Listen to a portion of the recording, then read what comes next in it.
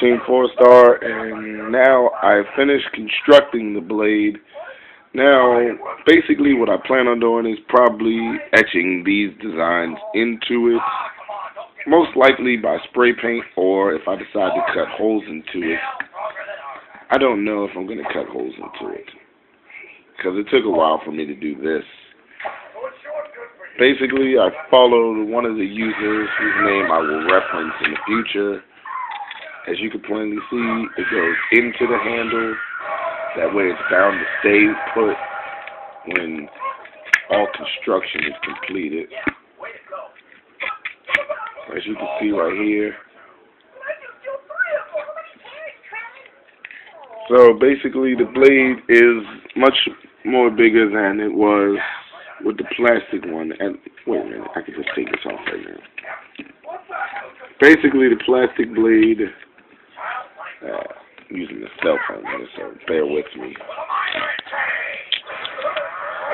See, the plastic blade inside had a little sheath. You pull it out. That's the extent of the blade. The one that I have goes in the handle and is about almost 1.5 times bigger, almost 2 times bigger than the other blade. I really don't know the scale since I didn't do much measuring. All I did was basically trace this blade at the beginning and just accentuated it beyond its scale. As you can see here, this is how I started. I made 2 other blades and traced until I got one final form that I'll be proud with. What I plan on doing is probably using Scotch tape. Then after I Scotch tape it, then I will resin it, or let's see. Basically, I know I'm going to resin the blade and whatnot. I just want to figure out how I want to smooth it out first.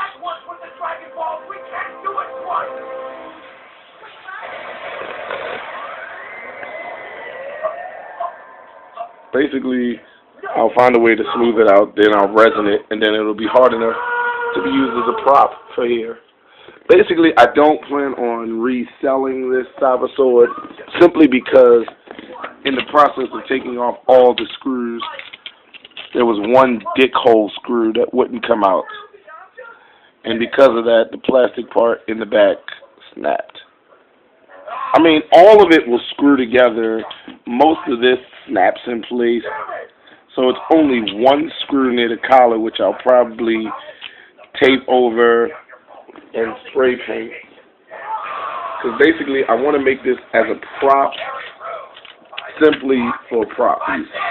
I still have the electronics for it that still work or whatnot. I'm going to spray paint all the parts.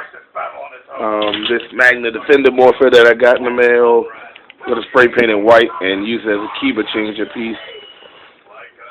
And I plan on buying another Magna Defender morpher and making that the aura changer because I like dye ranges, and that was fun.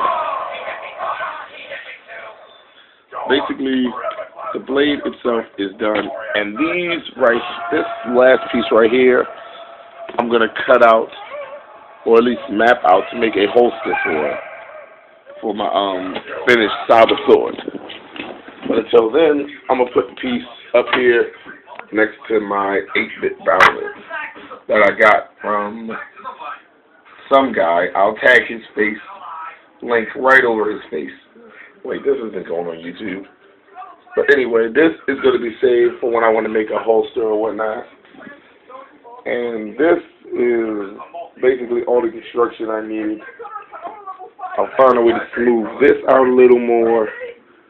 And once I do, I will probably, most likely I'll use Scotch tape, to smooth out the edges or whatnot. And then I'll resin it all together. And then it'll be useful. Then I'll most likely spray paint a bunch of shit together. Basically, spray paint that. All my supplies are in that crate, so I don't need to take them out right now. But yeah, that's my blade. If you've seen the drawings that I made, this is about exactly the same as the blade that I made. And that's about it. I'm going to put this up for right now, and when I get some more time off, between work and sleep, I'll be able to finish it. Hopefully my voice will be better in the next little video clips. And this is day 1 of the Cyber Sword Reconstruction Act. Peace.